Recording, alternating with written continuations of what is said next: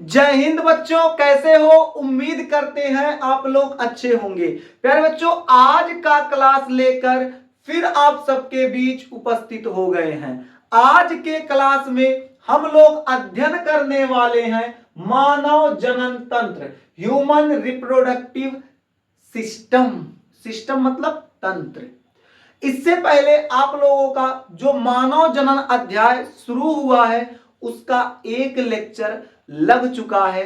पहले लेक्चर में आपको परिचय अर्थात इंट्रोडक्शन पढ़ा दिया गया है। यदि आप लोगों ने वो क्लास नहीं देखा है तो मेरे देश के नौजवान जाओ, जल्दी जाओ और चैनल के प्लेलिस्ट में क्लास 12th बायोलॉजी है उसको खोलिएगा। वहां जाके आप एक एक क्लास को देख सकते हैं। यानी वहां पर जब जाएंगे तो आपको मानव जनन अध्याय का जो पहला लेक्चर लगा है जो कि आपका छूट चुका है, आप जाके पहले उस लेक्चर को देख लीजिए, फिर आप इस लेक्चर को देखिए तो मां कसम बेहतर समझ में आएगा। तो आज के क्लास में हम लोग अध्ययन करने वाले हैं मानव जनन तंत्र। क्या अध्ययन करने वाले हैं? मानव जनन तंत्र। मानव जनन तंत्र के अंतर्गत हम लोग पढ़ेंगे जननांग। तो मेरे देश के अच्छे बच्चे एक नन्हा सा अच्छा सा हेडिंग करो, जननांग। जननांग का एक दूसरा नाम भी होता है जिसे हम लोग जनन अंग भी कहते हैं।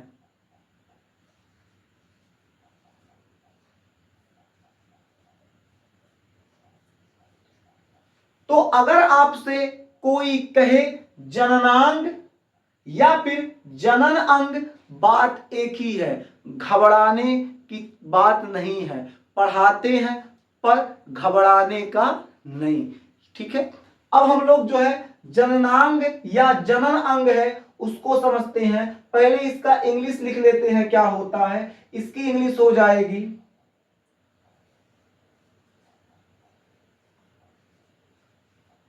Reproductive organ.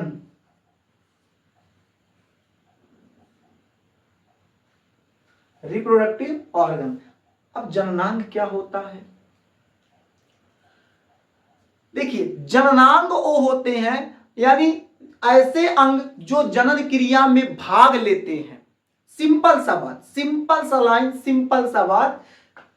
ऐसे अंग जो जनन क्रिया में भाग लेंगे ऐसे अंगों को जननांग कहेंगे। हल्ला नहीं कीजिएगा। यानी जननांग क्या होता है? तो जननांग वो होता है मेरे देश के नौजवान, जनन संबंधी क्रियाओं में भाग लेने वाले अंगों को जननांग कहते हैं। यानी जो अंग जनन क्रिया में भाग लेगा ऐसे अंगों को हम लोग क्या कहेंगे? जननांग कहेंगे। नर का जननांग पेनिस तथा उसकी सहायक ग्रंथियां और उसके साथ साथ जो है सहायक नलिकाएं, वो सब नर जननांग में आएंगे। और मादा में योनि, गिरवा और उसके बाद गर्भाशय, ये सब मादा जननांग के अंतर्गत आएंगी। यानी मादा में जो मादा जननांग है और नर में जो नर जननांग है, ये दोनों जनन क्रिया में भाग लेंगे। यानी कहने का मतलब क्या है? ऐसे अंग जो जनन क्रिया में भाग लेंगे ऐसे अंगों को क्या कहेंगे? जननांग कहेंगे। यानी घुमा के अब बात करें हम कि इसकी परिभाषा क्या है तो आप क्या बोलेंगे? परिभाषा ये है, जनन संबंधी क्रियाओं में भाग लेने वाले अंगों को जननांग कहते हैं। नोट कर लीजिए, जनन संबंधी, जनन संबंधित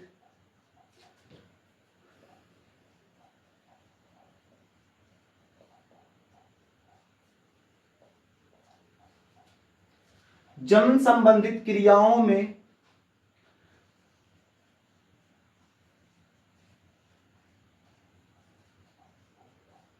भाग लेने वाले अंगों को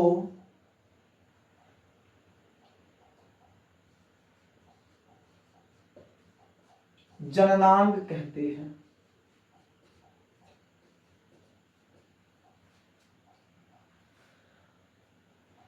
अब जो जननांग होता है इसे बाबू दो भागों में बांटा गया है। जो जननांग है इन्हें कितने भागों में बांटा गया है? तो जननांग को मेरे देश के अच्छे बच्चे दो भागों में बांटा गया है। इसका जो पहला भाग हो जाएगा उसे हम लोग प्राथमिक जननांग बोलेंगे।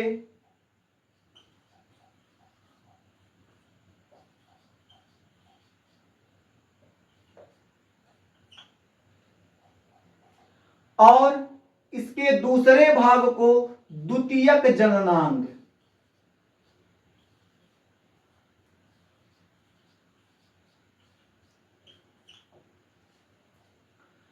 अब प्राथमिक जननांग क्या होता है, द्वितीयक जननांग क्या होता है, इसको पहले समझते हैं, फिर इसके बाद हम लोग आगे समझेंगे प्राथमिक जननांग के अंतर्गत कौन से अंग या फिर कौन सी नलिकाएं आएंगी और द्वितीयक जननांग के अंतर्गत कौन से अंग या कौन सी ग्रंथियां या फिर कौन सी नलिकाएं आती हैं। ठीक है, उसको हम लोग समझेंगे। पहले समझते हैं ये जो प्राथमिक जननांग ये क्या है, ये जो द्वितीयक जननांग है ये क्या है। आप लोग उम्मीद करते हैं कि साथ साथ नोट करते चल रहे हैं। अगर आप नोट करते चल रहे हैं तो बहुत अच्छी बात है। आप लोग जब भी क्लास करने बैठिए मेरे देश के अच्छे बच्चे, तो कॉपी और पेन लेकर बैठा कीजिए। विद्यार्थी बेहतर वही होता है, अच्छा विद्यार्थी वही होता है जो अपने अध्यापक का कहा माने, अपने अध्यापक के कहनानुसार अपना काम करे, जो अध्यापक कह रहा है उसके अकॉर्डिंग चले। यानी कहने का मतलब मेरे देश के अच्छे बच्चे ये है कि आप लोग जब भी क्लास करने बैठिए तो कॉपी और पेन लेके बैठा कीजिए। टीचर जैसे पढ़ाते जाएगा, आपके जो अध्यापक जो गुरुजन हैं आपको जब पढ़ाएंगे तो आप उसको नोट कर लिया कीजिए। अधूरा काम बेटा बहुत खराब होता है, अधूरा काम अच्छा नहीं होता है। सोच रहे हैं कि एक बार पढ़ लेते हैं उसके बाद में नोट कर लेंगे, तो मेरे देश के अच्छे बच्चे बाद वाला काम बाद ही रह जाता है। इसलिए बाद वाले काम को छोड़िए, अभी काम कीजिए, समय का सदुपयोग कीजिए। अगर आप समय का सदुपयोग नहीं करेंगे तो समय का सिद्धांत बड़ा निराला है। समय कहता है आज तुम मुझे उपयोग कर लो, मैं वादा करता हूं कल तुझे आबाद कर दूंगा। लेकिन समय ये भी कहता है आज मुझे बर्बाद करोगे तो मां कसम खा के कह रहा हूं आने वाले समय में तुम्हें बर्बाद कर दूंगा। इसलिए बाबू समय के साथ खिलवाड़ ना कीजिएगा, समय का सदुपयोग कीजिए, समय का उपयोग जो है बेहतर ढंग से कीजिए। अभी उम्र है तो पढ़ाई कर लो, बाकी फालतू का काम जो आप घूम रहे हैं, टहल रहे हैं, दोस्तों के साथ मौज मस्ती काट रहे हैं, उसके लिए बुढ़ौती काफी है। समझ में आया कि नहीं? चलिए आगे देखते हैं। तो अभी हेडिंग कर लो प्राथमिक जननांग। प्राथमिक जननांग क्या होता है इसको समझते हैं। देखिए जो प्राथमिक जननांग होता है, प्राथमिक जो जननांग होता है, प्राथमिक जननांग को हम लोग जनद भी कहते हैं। क्या कहते हैं? जनद। तो पॉइंट आप लोग साथ साथ नोट करते रहिए। तो पहला पॉइंट ये है जो प्राथमिक जननांग है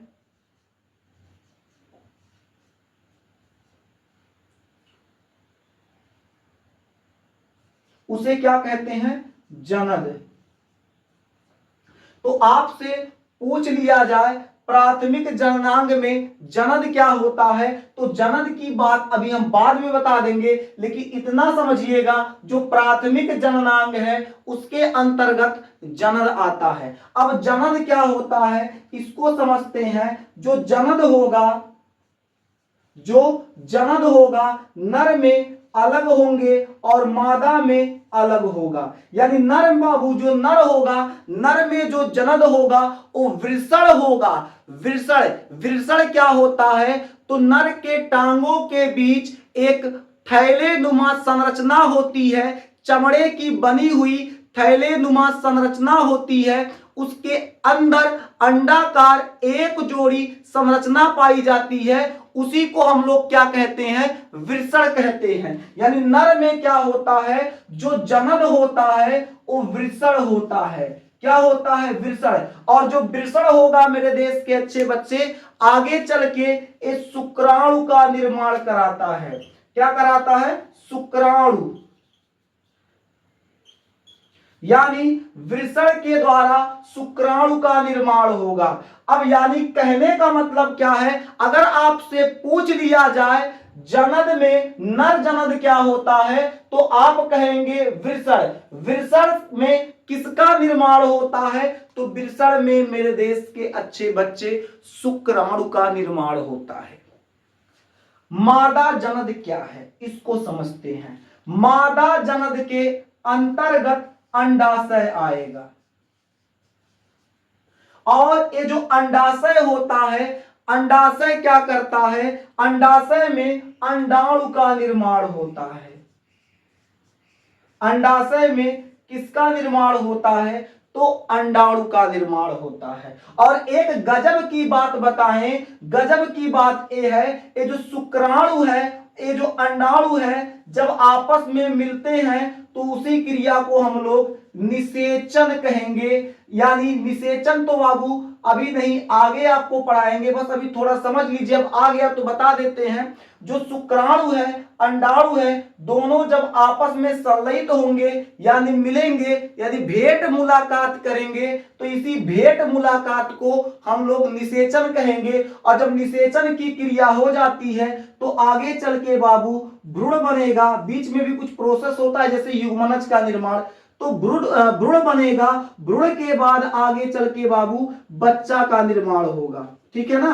तो कहने का मतलब क्या है, अगर हम आपसे पूछें, अब आपसे पूछें कि बताओ मेरे देश के शेरों कि नर में जो जनन होता है वो क्या होता है, तो आप बोलेंगे सर नर में जो जनन होता है उसे वृषण कहते हैं। हम कहे बताइए मेरे देश के अच्छे बच्चे, मादा में जनन क्या होता है, तो आप कहेंगे सर मादा में जनन जो होता है अंडाशय होता है। हम कहे अंडाशय में बताओ किसका निर्माण होता है, तो आप कहेंगे, मुस्कुराते हुए जवाब देंगे, अरे सर जी आपने पढ़ाए हैं जो अंडाशय होता है उसमें अंडाणु का निर्माण होता है। हम कहेंगे शाबाश मेरे देश के नौजवान, बहुत अच्छे। तो जो जनन होगा बाबू, नर में वृषण हो जाएगा, मादा में जो जनन होगा अंडाशय हो जाएगा। बात समझ में आ गया। तो क्या समझे, जो नर होता है, नर में जनक जो होगा वृषण, मादा में हो जाएगा अंडाशय, जंत हो जाएगा। ठीक है। एक काम करो, यहां तक नोट कर लो, फिर आपको आगे बता देते हैं। इतना नोट कीजिए, हम एक बगल में खड़े हो जाते हैं।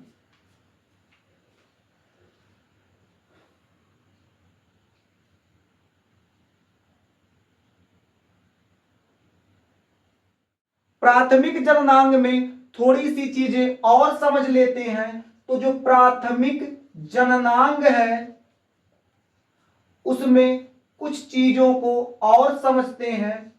तो देखिए, जो प्राथमिक जननांग होता है इसमें मेरे देश के अच्छे बच्चे युग्मक का निर्माण होता है। किसका निर्माण होगा, युग्मक का निर्माण होता है। प्राथमिक जननांग में युग्मक का निर्माण होता है। अब युग्मक क्या होता है इसी चैप्टर में आपको आगे बताएंगे। अभी बस ये याद रखो कि जो प्राथमिक जननांग होगा उसमें युग्मक का निर्माण होगा। तो प्राथमिक जननांग में अभी आपको कुछ चीजें बता चुके हैं। यानी प्राथमिक जननांग के अंतर्गत आपका जनन आएगा। जनन क्या होगा, नर का जनन अलग होगा, मादा में जो जनन होगा वो अलग होगा, नर में जो जनन होगा वृषण होगा, मादा में जो जनन होगा उसे अंडाणु कहे, अंडाशय कहेंगे। अंडाशय किसका निर्माण करेगा, अंडाणु का निर्माण करेगा। और आपको अब क्या बता दिए, जो प्राथमिक जननांग होता है उसमें युग्मक का निर्माण होता है। ठीक है। तो इतने बातों को आप बहुत ध्यान से याद रखिएगा, भूलिएगा नहीं, क्योंकि भूल जाएंगे तो भाई साहब फिर परीक्षा में तो बड़ी समस्या आने वाली है। अब आप लोग क्या करो, हेडिंग कर लो द्वितीयक जननांग।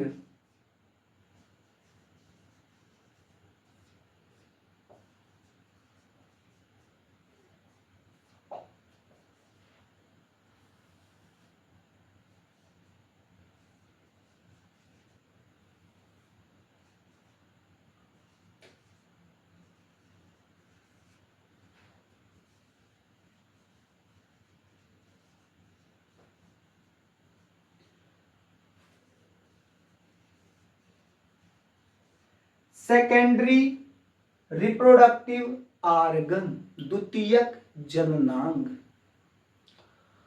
अब द्वितीयक जननांग में कुछ चीजें समझते हैं।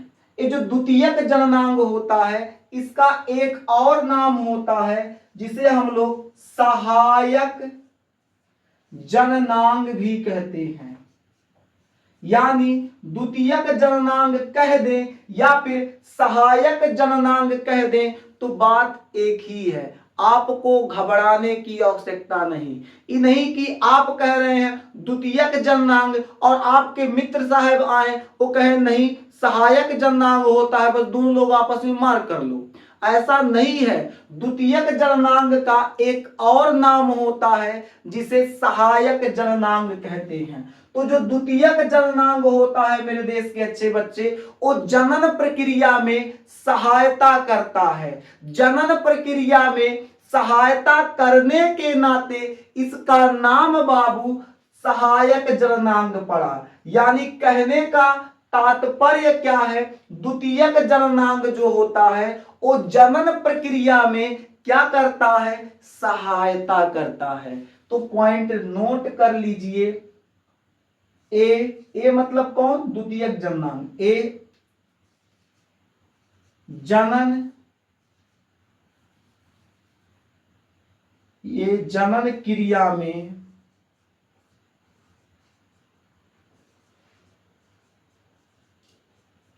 सहायता प्रदान करता है।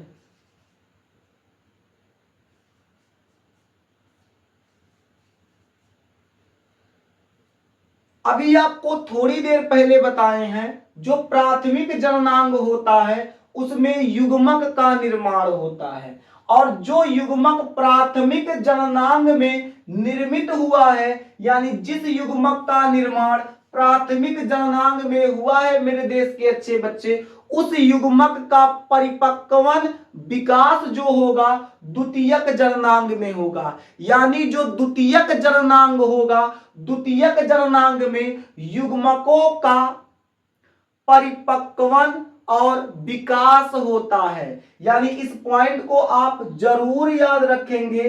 इसके अंतर्गत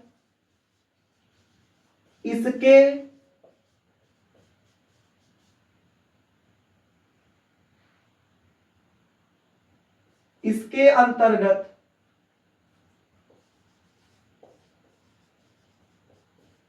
युग्मकों का परिपक्वन कामा विकास, इसके साथ साथ संग्रहण भी लिख लीजिएगा, तथा संग्रहण।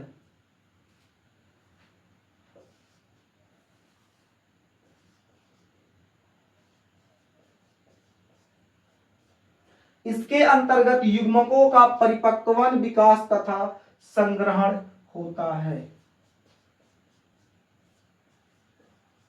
और एक बात और है, जो द्वितीयक जननांग होता है इसमें युग्मकों का निर्माण नहीं होता। इसमें एक और पॉइंट लिख लीजिए, यहां लिख लीजिएगा, इसी का पॉइंट है, देखो ऐसे एरो बना देते हैं, इसमें लिख लीजिएगा, इसमें युग्मक का निर्माण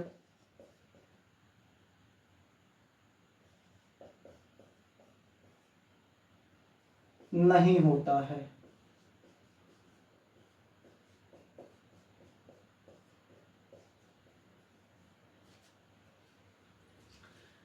अब कहेंगे सर ये सब क्या है, बता देते हैं। प्राथमिक जो जननांग होगा उसमें युग्मक का निर्माण होगा। जब प्राथमिक जननांग में मेरे देश के अच्छे बच्चे युग्मक का निर्माण हो गया है, तब द्वितीयक जननांग में युग्मक का निर्माण कहां होगा? भाई पहले जहां होना था वहां हो गया, तो वही चीज लिखवाए हैं। जो प्राथमिक जननांग होता है उसमें युग्मक का निर्माण हो जाता है, और जो द्वितीयक जननांग होगा आपका, इसमें युग्मक का निर्माण नहीं होगा। तब क्या होगा? इसमें जो युग्मक होंगे, जो निर्मित युग्मक हैं, उन युग्मकों का परिपक्वन होगा। क्या होगा? परिपक्वन होगा। यानी परिपक्व मतलब मजबूत होंगे, पकेंगे, ठीक है, परिपक्वन होगा। इसके साथ साथ उनका विकास होगा, यानी वो डेवलप करेंगे, बढ़ेंगे, ग्रो करेंगे, और इसके साथ साथ इनका संग्रहण भी यहां होता है। यानी निर्माण कहां हुआ? तो प्राथमिक जननांग में, और इनका विकास कहां हो रहा है? द्वितीयक जननांग में। संग्रहण कहां हो रहा है? द्वितीयक जननांग में। परिपक्वन कहां हो रहा है? द्वितीयक जननांग में। समझ में आ गया? तो आप इसे नोट कर लीजिए। फिर मिलेंगे आपसे अगले क्लास में। तब तक के लिए जय हिंद।